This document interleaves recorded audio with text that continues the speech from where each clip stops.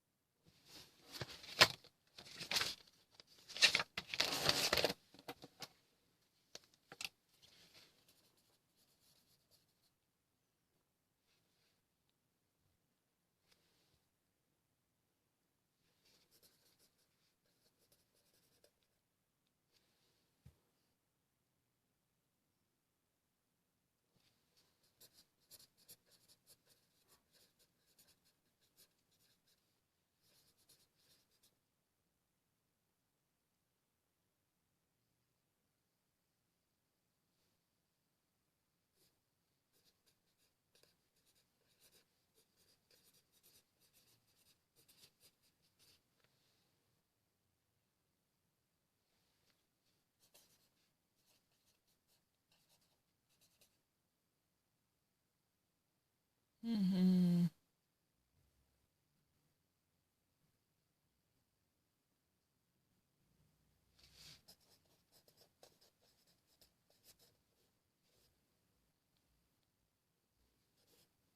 What is this city?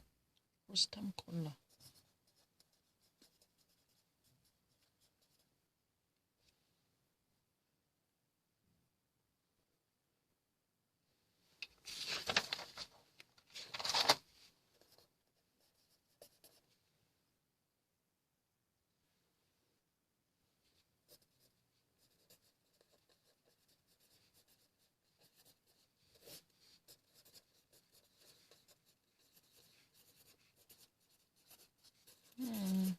Jag vill så en av er då.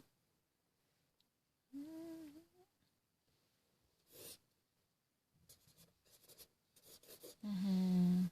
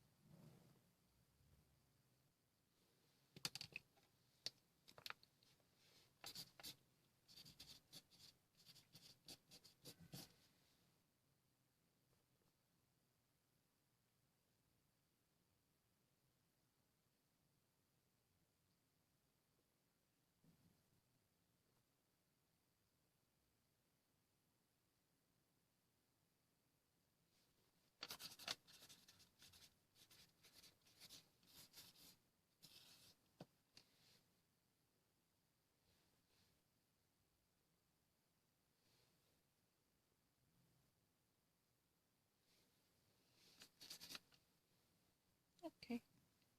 But let me actually check one thing about Iranian terrain. I don't really know much about this area.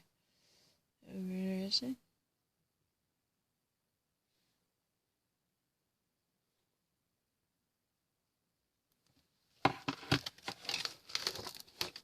So right now, according to the estimation by the Iranian authorities, this highly revered nuclear scientist, Farizadeh, was likely to be killed by the remotely controlled weapons.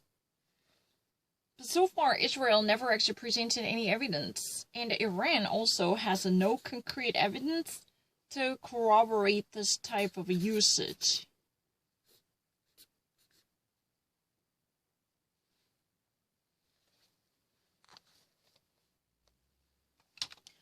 But what has been actually known, in addition to the weapons that eventually brought about his death, how he was killed. He was traveling with his wife during the weekend. So that was the Friday. He was heading towards the city called Absad, which is really known for the Western like holiday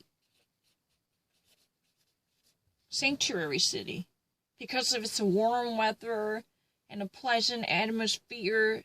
So many of the elite in Iran prefer this area for their holiday vacation. So this was likely to take place, but he's a highly regarded and highly protected convoy was all of a sudden is stuck. At that point, it got stuck, and there was one Nissan truck which carried weapon that was likely to be controlled from a distance, which eventually discharged several bullets. And Dr. Farizadeh was hit by a couple of bullets. He was affected by side and his back, and his spine was allegedly severed. Spine means the spinal cord. His spinal cord was cut off by this penetration of the bullet. That was reported by the autopsy results. So far, there was a massive mourning following from his final moments because there was a mass procession when he was laid to rest. His casket was finally let go after this ceremonial cortege. Cortege is really similar to procession, so it can be used in a synonymous sense if I ever add. So many mourners were sharing the same type of sentiment when General Qassem Soleimani was assassinated in January. Even though the United States claimed there was no intention of killing him, it was caused by mistake, but there was a deep distrust in the system of the United States, so this actually worsened the feelings. However, following from that as a type of quid pro quo attack, the U.S. Air Base, the military compound, and the region sharing the border with Iraq was ransacked. There was an announcement before the immediate attack in the compound, so U.S. military personnel and their families were eventually evacuated, so no injured victims were there. Later, however, it turned out to be there were certain people who experienced brain damages, but Donald Trump actually tried really hard to downgrade any type of injurious occurrences on the site. But when I actually don't want to CNN at the time when Ara Damon for the first time, she somehow as a journalist gained an access to this U.S. compound right after the attack. Just 2 or 3 hours before, the entire personnel, including their families, were evacuated. No one was actually present. So definitely no victims, or no one was injured. However, later, several months later, it was somewhat challenges. There were allegedly certain people who suffer from brain injuries or something like that. But Donald Trump was so frustrated, so he neglected this data. That was really the argument by certain media channel. But I'm not really so sure. I read it from the article.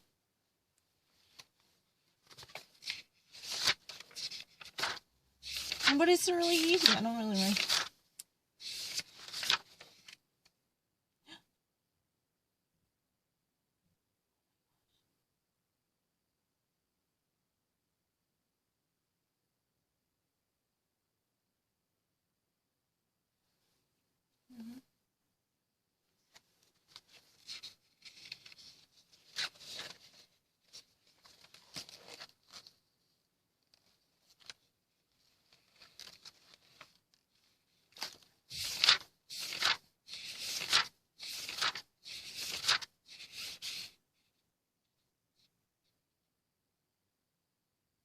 I should have actually mentioned the GDP and Wells Fargo issue. I didn't actually mention that one. Don't try to actually mention too many of them. Just bullet point it and mention the couple of things you have already said before. Okay. So far, the Iranian government refuses to recognize any type of responsibility coming from this death or different, several deaths caused by Western civilization, because the Iranian government is accusing Israel of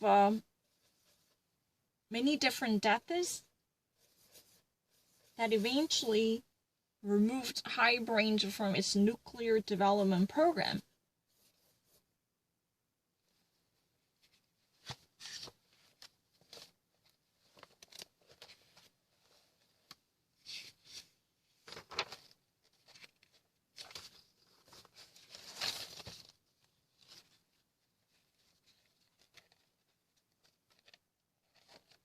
I'm so sorry, I just actually ran into some of the things that I actually haven't mentioned when I was actually talking about the Janet Yellen.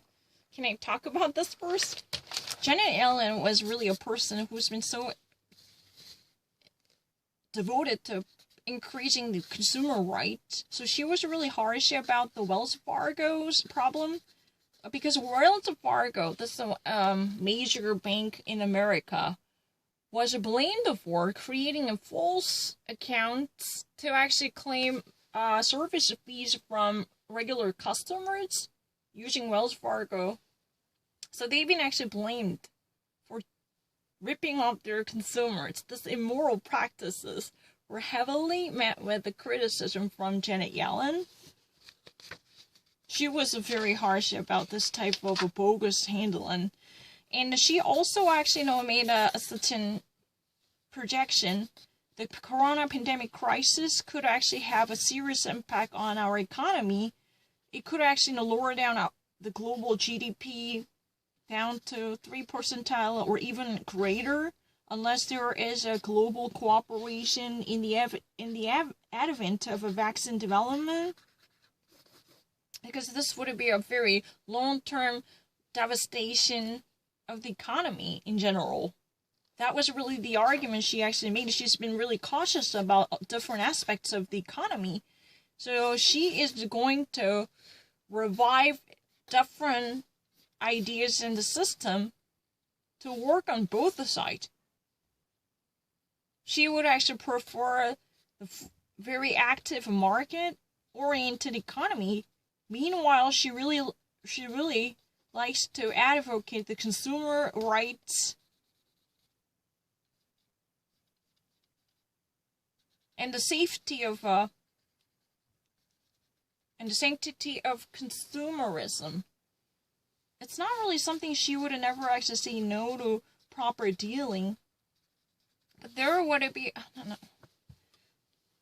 Yeah, I understand what that means. She used to really like the person who could never actually let go of the advocacy of everyday people's rights. Because more and more corporate entities are gaining power that might actually, minimize this platform reserved for everyday service users and consumers and customers. And that's really the problem, because there would be no firewall to crack down on expansive burgeoning of a market power that would eventually infringe on the freedom and the rights of regular consumers. And that's a problem. Everyday banking service users who might actually be cheated by this type of unethical practices, then there should be a greater recognition how we can actually adopt a regulatory policy which would prevent people from being gouged. Yeah. Because service providers are likely to pay the bill because they're offering jobs, but their motive would be driven by for-profits. They just really want to make more money. So there should be a regulatory adoption which could literally control this unbridled spirit in the market. But that's really the idea.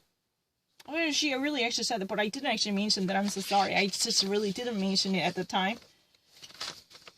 I actually somehow stumbled upon that note that I had to take, and I'm really sorry. That was from the Tom Foreman's original report on Janet Yellen's nomination. She definitely needs to be approved by the Congress, but very likely to be the case. So market actually feels a calm and a confidence in her nomination.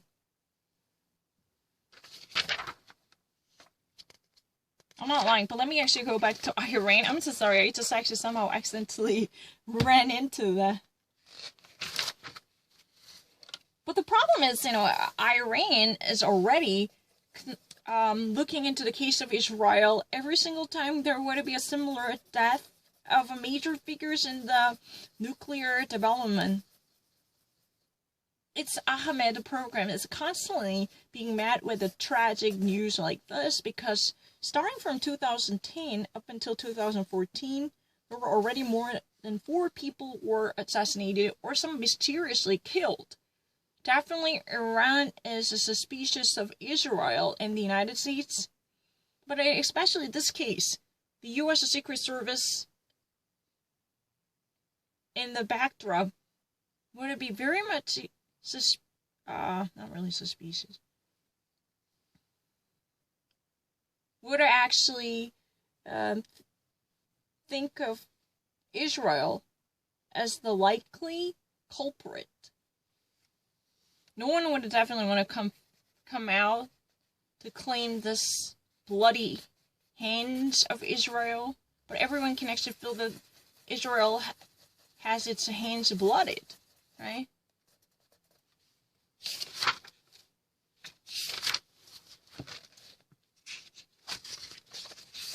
Everyone can actually sense that Israel has blood on his hand, but there is no substantial evidence to back up.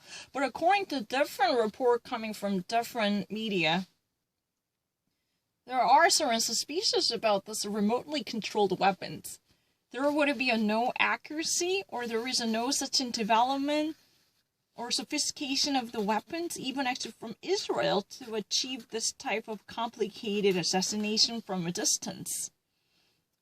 There are, very conflicting reports coming from different agendas, but I cannot handle it. I just actually read it from Wall Street Journal. It says that it is highly likely to be that way.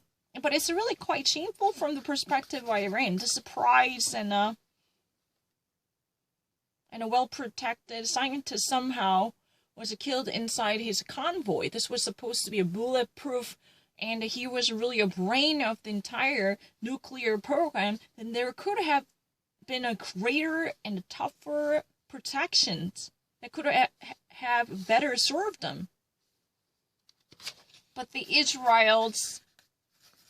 spokesperson came out to claim that this assassination is not just for Israel, although it never says it has been done by its own entity, but it serves the entire international community because Iran's ambition has been once more battered and shackled because of the setback. That means, the whole international community should rejoice in it.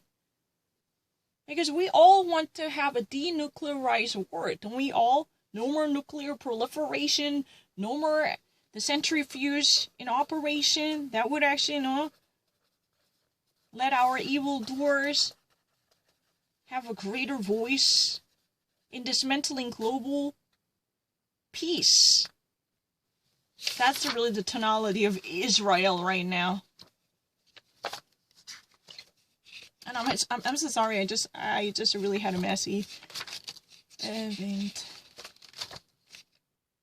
Yeah, I remember the Wells Fargo's case, but I didn't actually mention it. I'm so sorry. I really wanted to actually talk about it. When Tom Foreman mentioned it, I was thinking about, oh my gosh, I actually know what. And I never actually watched it again. I can guarantee. Tom Foreman's clip was never played again. It got never played again. But I had taken a note of it, but I didn't actually mention it. In 2017, there were whistleblowers coming from Wells Fargo. they actually noticed that they've been constantly asking people to create more of accounts, or actually asking people to create more, even actually unwanted or unnoticed bank books.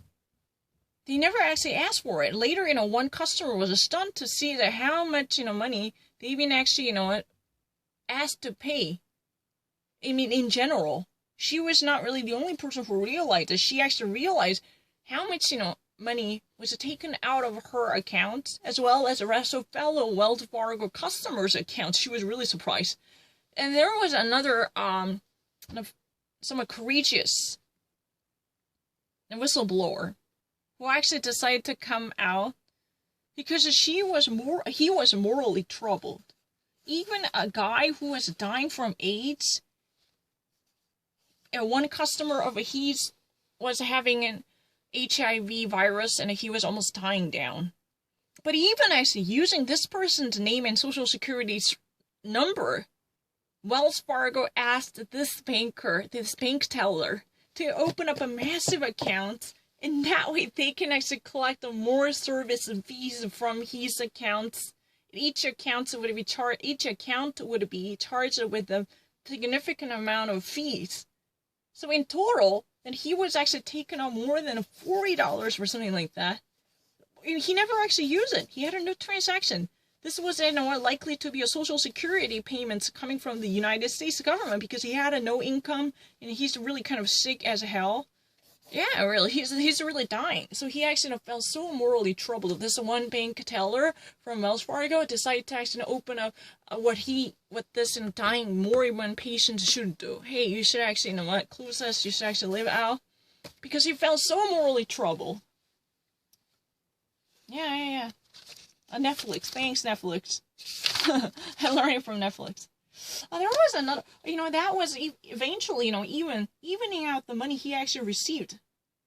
I kind of actually forgot, exact amount of money, but that was, somewhat quite daunting. If you ever actually aggregate the total amount of money that was taken away from this, HIV virus-stricken person who was struggling for life, who had no time to use money. He actually, just collected food stamps. He barely actually maintained his life. That was really miserable, right? That's really the greedy tactics used by Wells Fargo. This horse buggy, tradition-friendly company was nothing but a sham and hoax. That was very shocking to many, tell the truth. Yeah, of course I remember it.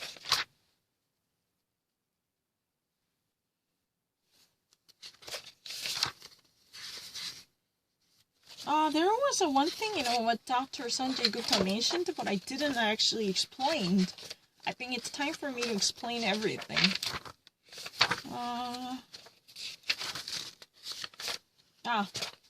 The usage approval.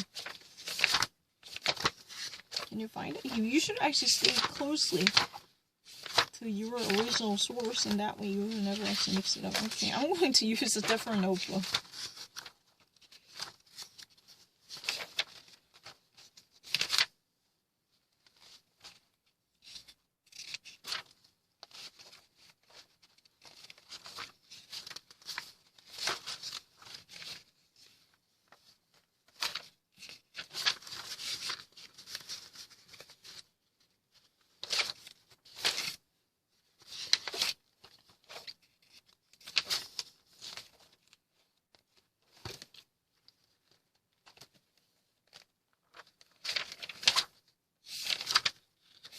No, I kind of realized my writing later.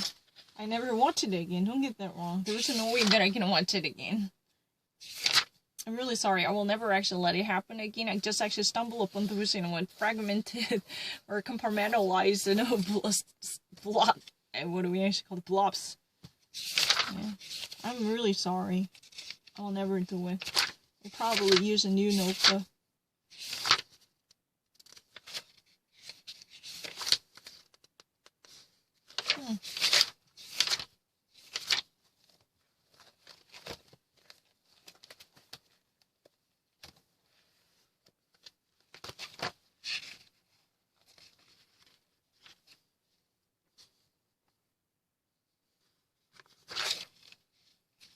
Oh, emergency usage application. The EUA. This is really, normally it would actually take, a couple of years to go through the rigorous measures before any type of vaccine product could actually hit the shelves, right? But the problem is right now, maybe actually, major pharmaceutical companies are signing up for this deal with the United States government because there is, such an unprecedented mass crisis going on. That's the reason they are allowed to sign up for and apply for emergency usage application. Pfizer and BioNTech and Moderna already actually handed out their application forms. They've been actually waiting for the final approval. I didn't actually mention it, but emergency usage application is really quite different. Normally, the vaccine really needs to go through multiple tiers of vetting procedures. This is really kind of scrutiny, whether there would be a problem, the first tier, and second tier, and third tier, and a much expanded clinical trials. I actually read it from different journals. But this would actually be much condensed. It's definitely a shortcut to regular scrutiny. Because right now, we do not really need to... But unfortunately, even after all the minimization of the red tape, we still actually really need to brace for this darker chapter of winter because in this coronavirus battle. Because the Christmas and New Year's greetings, these are really the period we are going to have a massive influx of corona infections. That's what has been said. Unfortunately, so many people are dying, and we would actually see this multiplied exponentially throughout the winter.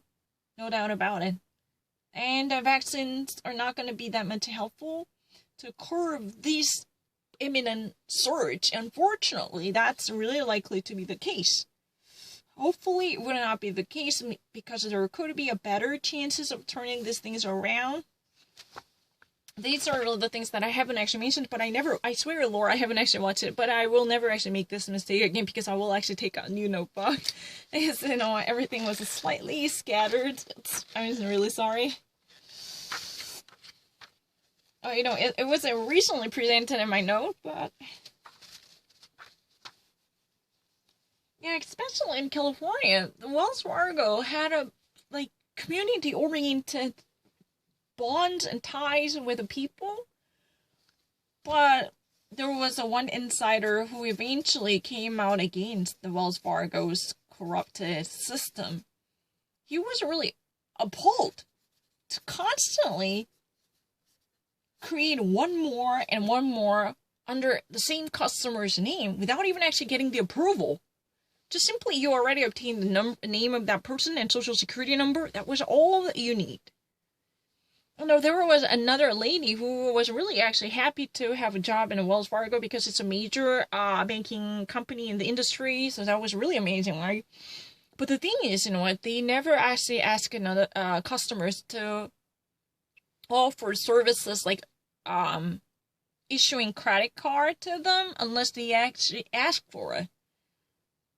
Because in that way, they could actually enjoy the credit card service that could eventually increase the liability of a Wells Fargo. Yeah, that was quite different from the rest of the banking system, but they actually use different venues. Instead of actually asking them to sign up for unwanted plastics, they were actually, behind the back doors, they were just actually being cheated by having more of unwanted or unasked for bank books or checkbooks or accounts.